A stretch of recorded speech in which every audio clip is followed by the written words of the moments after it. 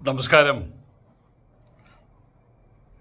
ഹിന്ദു മതത്തിനകത്ത്, യഥാർത്ഥ ഹിന്ദു മതത്തിനകത്ത് എങ്ങനെയാണ് ഹിന്ദുത്വവാദം കടന്നുകൂടുന്നത്? അതിനെക്കുറിച്ച് പലരും പല വിധത്തിലുള്ള ചിന്തകൾ പുറപ്പെടുവിച്ചിട്ടുണ്ട്. നല്ലൊരു ഉദാഹരണം ഞാൻ പറഞ്ഞു തരാം. ഏതായാലും ഒരു കാര്യം ഉറപ്പാണ്, ഹിന്ദു മതത്തിൻ്റെ ശവക്കുഴി തോണ്ടാൻ ഒരുപാട് ആൾക്കാർ ഇറങ്ങിയിട്ടുണ്ട്. അതിൻ്റെ ഹിന്ദു മതത്തിൻ്റെ അവസാനം അവരെ കൊണ്ട് തന്നെ ആയിരിക്കും. അതിന് ഇനി അധികം താമസവുമില്ല.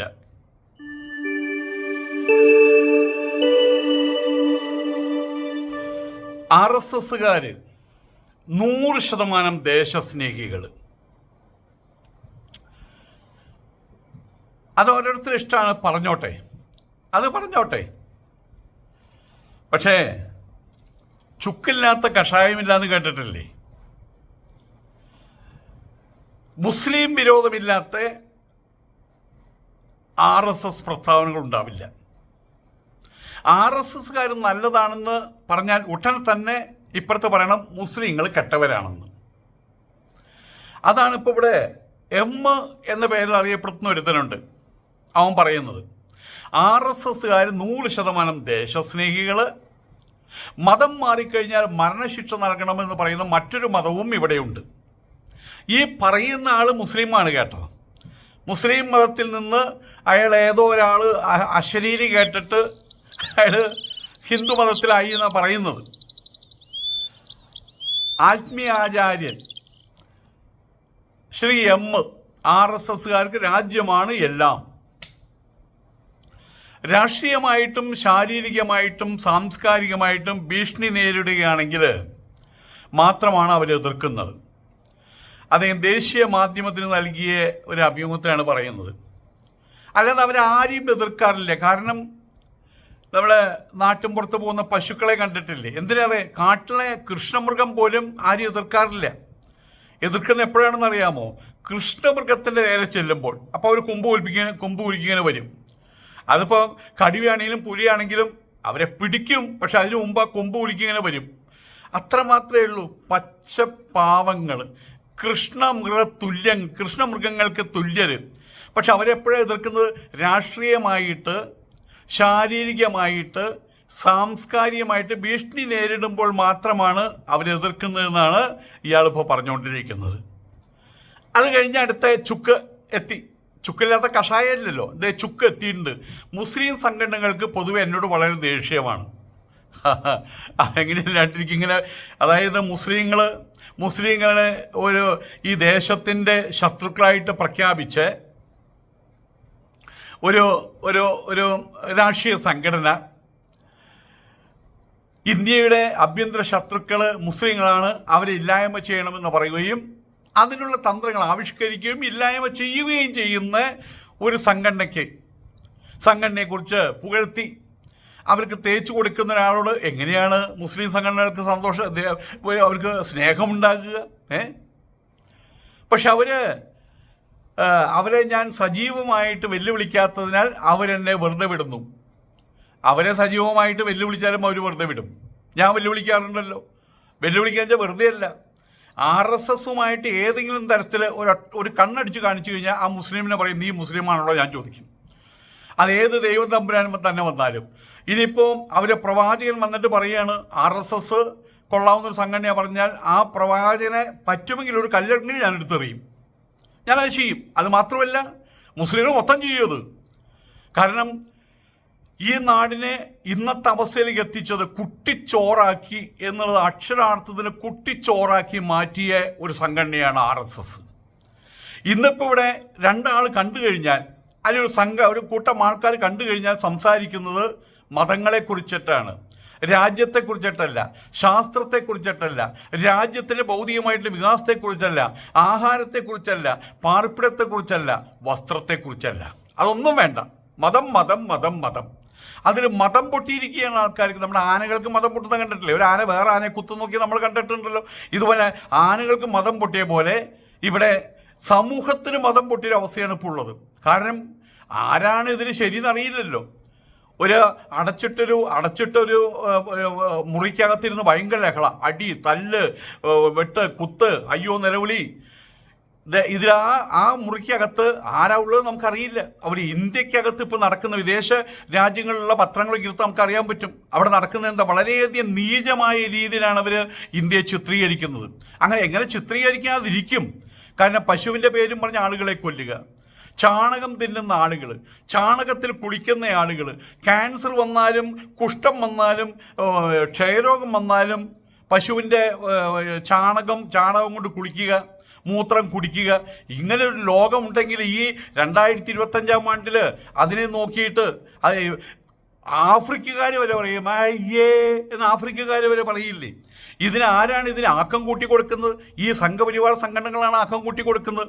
ആ സംഘപരിവാർ സംഘടനകളുടെ ഒപ്പം ഇന്നത്തെ സാഹചര്യത്തിൽ സംഘപരിവാർ സംഘടനകൾ അവർ മാത്രമായിരിക്കും രാജ്യം ഭരിക്കുക. എത്ര കാലം? 250 വർഷം. എന്തിനാ 250 വർഷമാക്കുന്നത്? ആ ചന്ദ്രതാരകം സൂര്യനും ചന്ദ്രനും ഉള്ളിടത്തോളം കാലം മോഡി തന്നെയായിരിക്കും ഇവിടെ ഭരിക്കുക എന്ന് കരുതി നടക്കുന്ന കുറേ ആൾക്കാരുണ്ട്.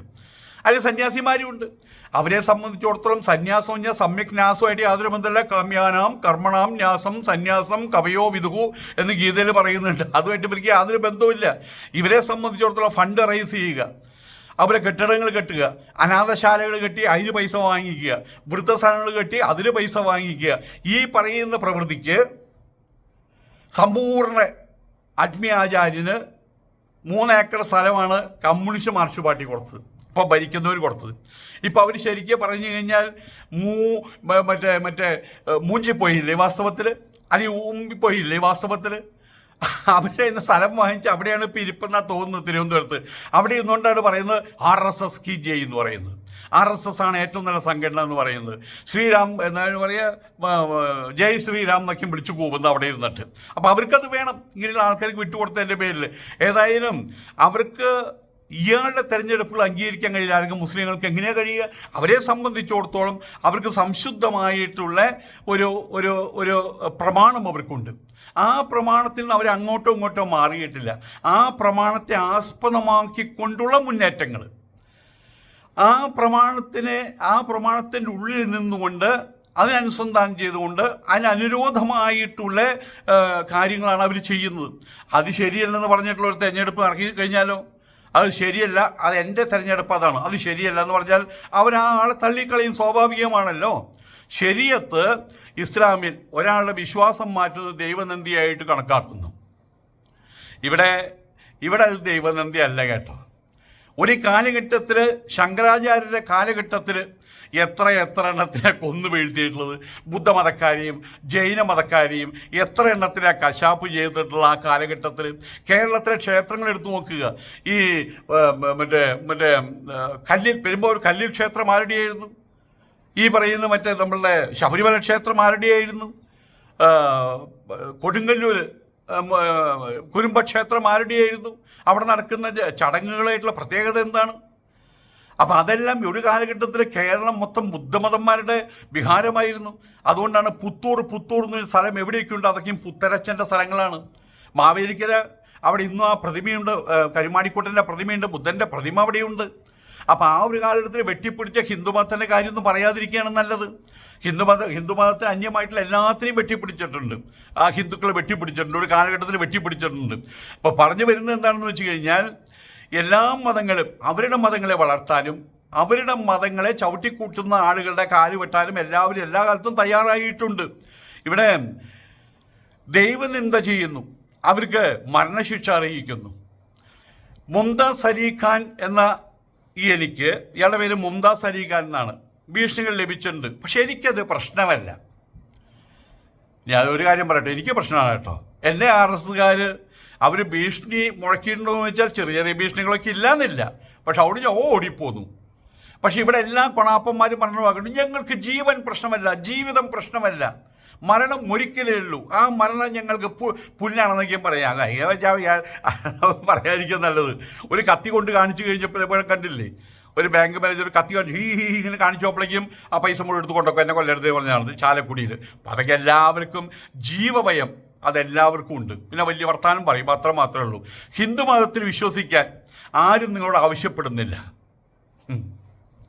ഹിന്ദു മതത്തിൽ വിശ്വസിക്കാൻ ആരും ആവശ്യപ്പെടുന്നില്ല എന്ന് പറയുന്ന ഈ മനുഷ്യർ കാര്യം മനസ്സിലാക്കണം. മോഹൻ ഭാഗവതി അടുത്ത കാലത്താണ് പറഞ്ഞത് ഇന്ത്യയിൽ ജീവിക്കാൻ ഹിന്ദുക്കളെ അവകാശമുള്ളൂ എന്ന്. ഹിന്ദുക്കളെ അവകാശമുള്ളൂ എന്ന് കുറച്ച് കഴിഞ്ഞപ്പോൾ അങ്ങനെ പറഞ്ഞു ഇന്ത്യയിൽ ജീവിക്കുന്നവരും ഇവിടെ ഹിന്ദുക്കളാണ്, ഹിന്ദു ധർമ്മം അനുസരിക്കുന്നവരാണ്. ആകണം.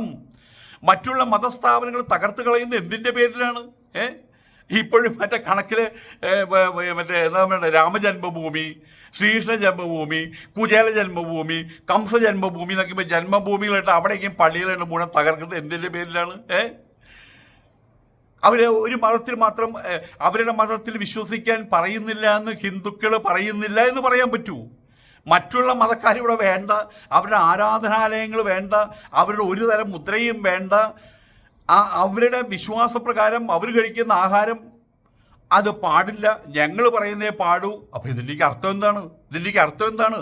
ഹിന്ദുമതത്തിൽ എന്തെങ്കിലും വിശ്വസിക്കാൻ ആരും ആവശ്യപ്പെടുന്നില്ല. അക്ഷരാർത്ഥത്തിൽ ശരിയായിരിക്കാം, പക്ഷേ ഹിന്ദുമതത്തിലുള്ളവരെ ഇവിടെ ജീവിക്കണ്ടു എന്ന് പറയുന്നതിന് തുല്യമല്ലേ ഈ കാണുന്ന പ്രവർത്തികൾ അത്രയും? കേരളത്തിലും ആരംഭിച്ചിട്ടുണ്ട്. കേരളത്തിൽ മറ്റേ ഹിന്ദുക്കളല്ലാത്തവർക്ക് എന്തായാലും പറയുക ജീവിക്കാൻ പറ്റാത്ത സാഹചര്യം, പള്ളികൾ പൊളിക്കേണ്ട കാര്യങ്ങൾ ഇപ്പോൾ കണ്ടില്ലേ പാലയിൽ. അവർക്കത് വേണം, അത് വേറെ കാര്യം. കാരണം അവിടെ ഒരു അമ്പലം പണി 5 ലക്ഷം കൊടുത്തയച്ച ആളാണ് അവിടുത്തെ ഒരുത്തനുണ്ടല്ലോ, ഒരു ബിഷപ്പുണ്ട് അവിടെ. അപ്പോൾ അവിടെയും തുടങ്ങി വെച്ചിട്ടുണ്ട്. എന്നിട്ട് പറഞ്ഞു ഹിന്ദു മതത്തിൽ വിശ്വസിക്കാതിരിക്കുകയോ ചെയ്യാം, മനുഷ്യന്മാരാകണം, മാനവികത മാത്രമാണ് ഹിന്ദുമതം പറയുന്നത്. ശരിയാണ്, ഉപനിഷത്ത് പറയുന്നുണ്ട്. എന്താ ഉപനിഷത്ത്? ചക്കയാണോ, മാങ്ങയാണോ, പടവലങ്ങയാണോ, പുളിങ്കുരുവാണോ ആർക്കറിയാം? കാണുന്ന അതിൻ്റെ ഇംപ്ലിമെൻറ്റേഷൻ ലെവലിൽ കാണുന്നത് എന്താണ്? ചവിട്ടിക്കൂട്ടിയല്ലേ ചെയ്യുന്നത്, അന്യമതത്തിലുള്ള ആൾക്കാരെ ചവിട്ടിക്കൂട്ടിയല്ലേ ചെയ്യുന്നത്. അത് പോട്ടെ, ഈ മതത്തിൽ തന്നെ പെടുന്നു എന്ന് പറയുന്ന ആദിവാസികൾ, ദളിതന്മാർ, അവരും ചവിട്ടിക്കൂട്ടിയല്ലേ ചെയ്യുന്നത്.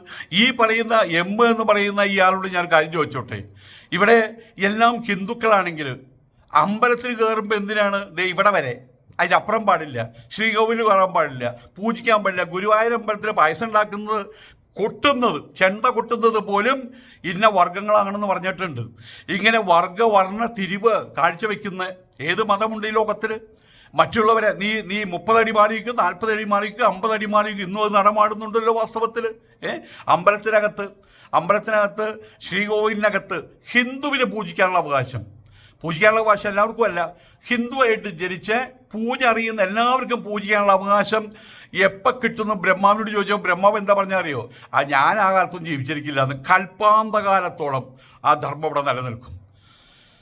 ആ ബ്രാഹ്മണ ക്ഷത്രിയ വൈശ്യശൂദ്ര എന്ന് പറയുന്നതിൻ്റെ വികലമായിട്ടുള്ള ആ ഇംപ്ലിമെൻറ്റേഷൻ ഇവിടെ നിൽക്കും. ഇത് വലുത്, അത് അതിന് തൊട്ട് താഴെ ഇതിൻ്റെക്ക് താഴെയായിട്ട് മറ്റവൻ തൂങ്ങിക്കിടക്കുന്നത്, അതിൻ്റെ കാക്കൂട്ടിൽ. അതാണ് ഇവിടുത്തെ ശൂദ്രൻ. അവനിക്കിവിടെ മറ്റേ കുഴിക്കാട്ട് പച്ചയിൽ എഴുതി വെച്ചിട്ടുണ്ട്. ഇവിടെ കുഴിക്കാട്ട് പച്ചയിൽ പരസ്യമായിട്ട് എഴുതി വെച്ചിട്ടുണ്ട്. ഇവിടെ നായർ നിൽക്കേണ്ട സ്ഥലം, ഈഴവൻ നിൽക്കേണ്ട സ്ഥലം, ചോവൻ എന്നാണ് പറഞ്ഞിട്ടുള്ളത്. വെള്ളക്കാരൻ നിൽക്കേണ്ട സ്ഥലം, ബൗദ്ധൻ നിൽക്കേണ്ട സ്ഥലം, ഇതൊക്കെ എഴുതി വെച്ചിട്ടുണ്ട്. മാറി നിന്നോളണം അവിടെ. പക്ഷേ ഇപ്പോൾ ഇങ്ങനെ കുറേക്കും മാറ്റം വന്നിട്ട് കാരണം എന്താണ്?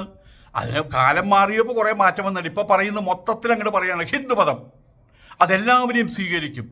ഒരു ദൈവത്തിൽ മാത്രം വിശ്വസിക്കാൻ ആവശ്യപ്പെടുന്ന മറ്റൊരു ധാരയുണ്ട്. മുസ്ലിമിനെ കുറിച്ചായി പറയണ കേട്ടോ. ഹിന്ദുമതത്തിലെ സ്വാതന്ത്ര്യമാണ് ആരെയും ആകർഷിക്കുന്നത്.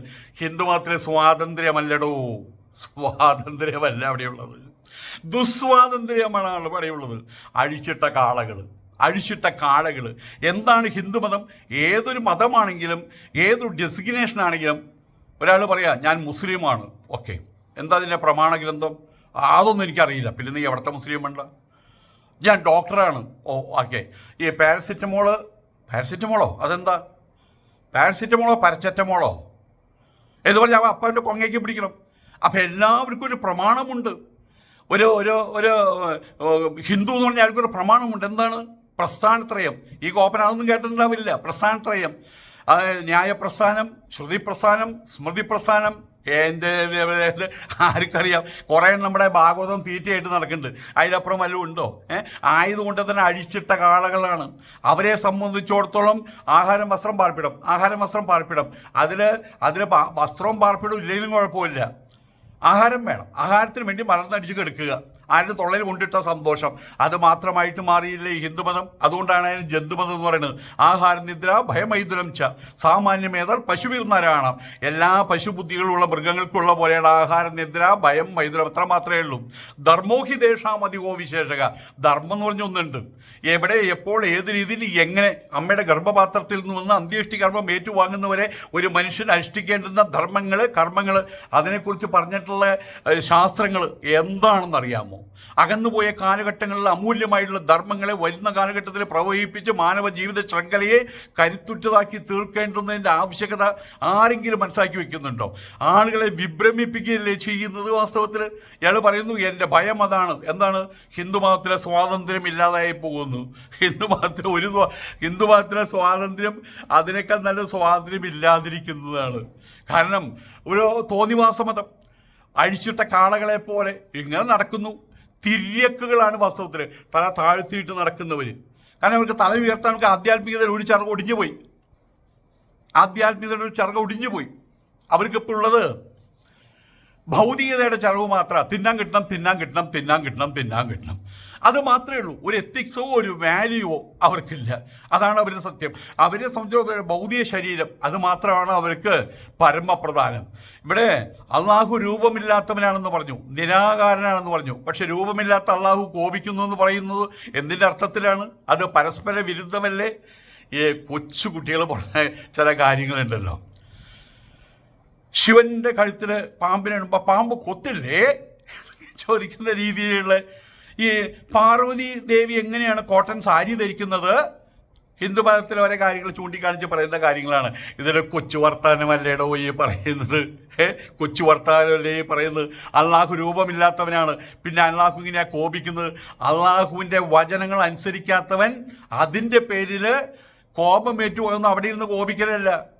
ഒരാൾ പറയുന്നു അയാളോട് നല്ല മനുഷ്യനാണ്, അയാൾ നല്ല മനുഷ്യൻ, ആരും ദ്രോഹിക്കില്ല. ഓർക്കുക, ആരും ദ്രോഹിക്കില്ല. അയാൾ പറഞ്ഞ മോനെ ആ വഴിക്ക് പോകണ്ടാട്ടോ, അവിടെ മുന്നിൽ പൊട്ടക്കിണറുണ്ട്, അതിൽ ചിലപ്പോൾ വീഴും, ഈ വഴിക്ക് പോയാൽ മതി കേട്ടോ എന്ന് അദ്ദേഹം പറയുന്നു. അത് കഴിഞ്ഞ് അദ്ദേഹം കണ്ണടച്ചിരിക്കുന്നു. ഞാൻ പറഞ്ഞു ഞാൻ ഈ വഴിക്ക് തന്നെയാണ് പോകുള്ളൂ, താൻ ആരാ പറയാൻ? അപ്പോൾ അവൻ ആ വഴിക്ക് പോയി കിണറ്റിൽ വീണു. അത് ഈ മനുഷ്യൻ്റെ കോപം കാരണം കൊണ്ടാണോ? ആ കോപം അദ്ദേഹം ശപിച്ചത് കൊണ്ടാണോ? അവൻ ആ നല്ല വഴി പറഞ്ഞു കൊടുത്തു, ആ വഴിക്ക് പോയില്ല, അത്രമാത്രം. അള്ളാഹു എന്ന് പറഞ്ഞ സങ്കല്പത്തെക്കുറിച്ച് ആണാണ്, പെണ്ണാണ്, കൈയുള്ളവനാണ്, കാലുള്ളവനെന്ന് പറഞ്ഞിട്ടില്ല. ഇത് തന്നെയാണ് ഹിന്ദു ധർമ്മത്തിലും നിരാകാര നിർഗുണ പരബ്രഹ്മം എന്ന് പറയുന്നത്. അതിന് പറയപ്പെടുന്ന രീതിയിൽ മീശയുണ്ടോ, അതിന് നിറമുണ്ടോ, ഗുണമുണ്ടോ, മണമുണ്ടോ, വയസ്സുണ്ടോ, ജനിച്ചിട്ടുണ്ടോ, ജനിക്കാതിരുന്നിട്ടുണ്ടോ? അപ്പോൾ ഇതെല്ലാം അതിൻ്റെ ശാസ്ത്രത്തിലേക്ക് ഞാൻ കിടക്കുന്നില്ല, ഇവർക്കൊന്നും മനസ്സിലാവില്ല. അപ്പം നിരാകാരനാണെന്ന് പറഞ്ഞു. അള്ളാഹു ഇങ്ങനെയാ കോപിക്കുന്ന അർത്ഥം മനസ്സിലായില്ലേടോ? എല്ലാം പരസ്പര വിരുദ്ധമാണ്. എവിടെ? ഹിന്ദുധർമ്മത്തിൽ. അതാണ് പരസ്പര വിരുദ്ധം. അത് പറഞ്ഞാൽ അവസാനിക്കാത്ത അത്രയുണ്ട്. ഇവിടെയുള്ള 40,000 ക്ഷേത്രങ്ങളിൽ നടക്കുന്ന എന്താണ്? ആത്മവിദ്യകൾ. അതാണ് നടത്താൻ പറഞ്ഞിട്ടുള്ളത്. പരിപൂർണമായിട്ടും വിരുദ്ധമായിട്ടുള്ള കാര്യങ്ങൾ, അനാത്മവിദ്യകൾ. ആന, വെടി, മിമിക്രി, നാടകം, യൂഫോറിയ, നിന്നുതുള്ളൽ, സിനിമാറ്റിക്, കാട്ടം, കഥാപ്രസംഗം, നാടകം എന്നിത്യാദി കാര്യങ്ങൾക്ക് വേണ്ടി റിക്രിയേഷൻ ക്ലബ്ബുകളാക്കി മാറ്റിയില്ലേ ഈ ഹിന്ദുക്കളുടെ ക്ഷേത്രങ്ങളെ, ജന്തുക്കളുടെ ക്ഷേത്രങ്ങളെ അങ്ങനെയാക്കി മാറ്റിയില്ലേ? ഇപ്പം അതിനെക്കുറിച്ച് മാത്രമാണ് ഇപ്പോൾ പറയുന്നത്. അതിനെക്കുറിച്ച് പറഞ്ഞുകൊണ്ടാണ് പറയുന്നത്. അതെല്ലാം കൂടി പറഞ്ഞ് ഹിന്ദുമതം വളരെ വലിയൊരു മതമാണ്. ആ ഹിന്ദുമതത്തെ പോറ്റിക്കൊണ്ട് നടത്തുന്നത്, ഹിന്ദുമതത്തിൻ്റെ അടിസ്ഥാനം, ഹിന്ദുമതത്തിൻ്റെ സബ്സ്ട്രാറ്റം അത് RSS ആണ്. അപ്പം ശരിക്കും പറയുകയാണെങ്കിൽ ഇത് ഈ ക്യാൻസർ പടർന്ന് പിടിക്കുന്ന പോലെ പടർന്ന് പിടിച്ചുകൊണ്ടിരിക്കുകയാണ് ഹിന്ദുധർമ്മത്തെ. നാളെ വരാൻ പോകുന്ന ഹിന്ദുധർമ്മം എന്തായിരിക്കും എന്നറിയാമോ? RSSൻ്റെ ബാലേട്ടനും RSSൻ്റെ അരവിന്ദേട്ടനും RSSൻ്റെ പ്രഭാകരേട്ടനും പറയുന്നതായിരിക്കും ആ ധർമ്മം.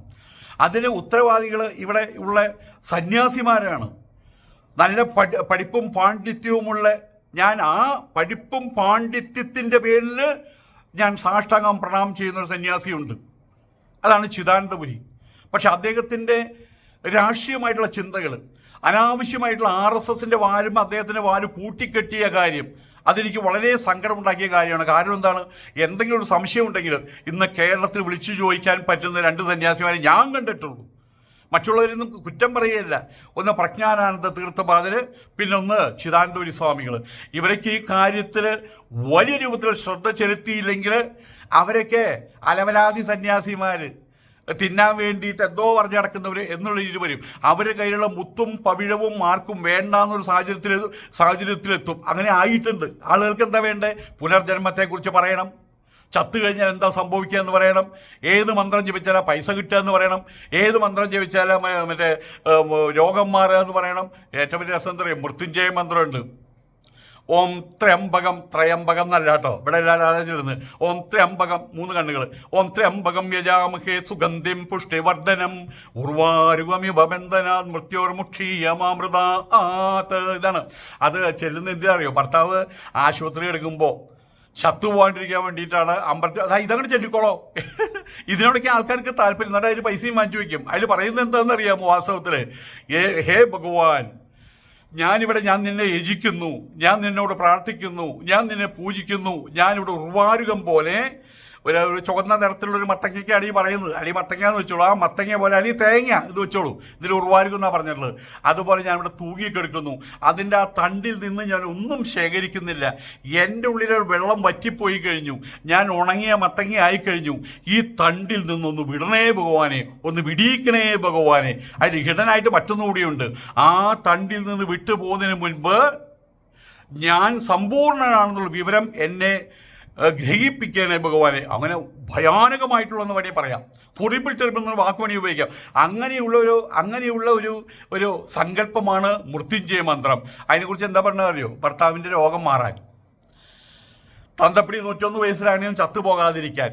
ഇതിനൊക്കെ ഇപ്പം ഈ രീതിയിൽ ഹിന്ദുധർമ്മത്തെ അവഹേളിക്കുന്ന, അതിൻ്റെ മേലെ ചെളി വെച്ച് പുരട്ടുന്ന ഇത്തരം സാധനങ്ങളോടാണ് ഹിന്ദുക്കൾക്ക് താല്പര്യം. അതുകൊണ്ടാണ് സ്വാമി ബ്രഹ്മാനന്ദ തീർത്ഥ നാട് വിട്ടുപോയത്. ഇനി തമിഴ്നാട്ടിലും ഇത്തരം ആൾക്കാർ ഇവിടെ കൂടിക്കഴിഞ്ഞാൽ ഞാൻ വല്ല ഉഗാണ്ടയിലേക്ക് പോകും. അപ്പോൾ ഞാൻ വല്ല ചത്തുപോകും. അത് വേറെ കാര്യം. അപ്പോൾ ഏതായാലും ഈ പറയുന്ന ഒരാൾക്ക് മറ്റൊരു കാര്യം കൂടി ഉണ്ട് കേട്ടോ. ഇയാൾ കഴിഞ്ഞ ജന്മത്തിൽ എന്തായിരുന്നു പറഞ്ഞുകൊണ്ട് നടക്കുക. ഒരു ജന്മത്തിൽ ഒരു മഹാപുരുഷനെ കണ്ടുമുട്ടിയിട്ടുണ്ടെങ്കിൽ പിന്നെ മോക്ഷമല്ലേ ഉണ്ടാകേണ്ടത്? അടുത്ത ജന്മം, പിന്നത്തെ ജന്മം. ആ ജന്മത്തിൽ മുഴുവൻ ഈ മഹാപുരുഷൻ ഒരു ബാബാജിയായിട്ട് കൂടിക്കൊഴിഞ്ഞ് കെട്ടിപ്പറഞ്ഞ് നടന്നുകൊണ്ടിരിക്കുകയാണ്. ആരെയാണ് പറ്റിക്കുന്നത്? പറ്റിക്കാൻ പറ്റുന്നവരെയാണ് പറ്റിക്കുന്നത്. കാരണം മുസ്ലിമിനെ പറ്റിക്കാൻ പറ്റില്ല. കാരണം അവർക്ക് പറഞ്ഞു കൊടുക്കാനും അവരെ നേർവഴി നടത്താനും കാലങ്ങൾക്ക് മുമ്പ് എഴുതി വെച്ചിട്ടുള്ള, പറഞ്ഞു പിടിപ്പിച്ചിട്ടുള്ള, അനുഷ്ഠിച്ച് കാണിച്ചിട്ടുള്ള ഒരു മഹാഗ്രന്ഥമുണ്ട്, ഖുറാനുണ്ട്. മാത്രമല്ല നബിത്തിന്മേൽ ജീവിതചര്യയുണ്ട്. അതവർക്ക് ഏറ്റുവാങ്ങാൻ കഴിയും. അതുകൊണ്ട് അവരെ പറ്റിക്കാൻ പറ്റില്ല. ഹിന്ദുക്കളെ എങ്ങനെ വേണി പറ്റിക്കാം?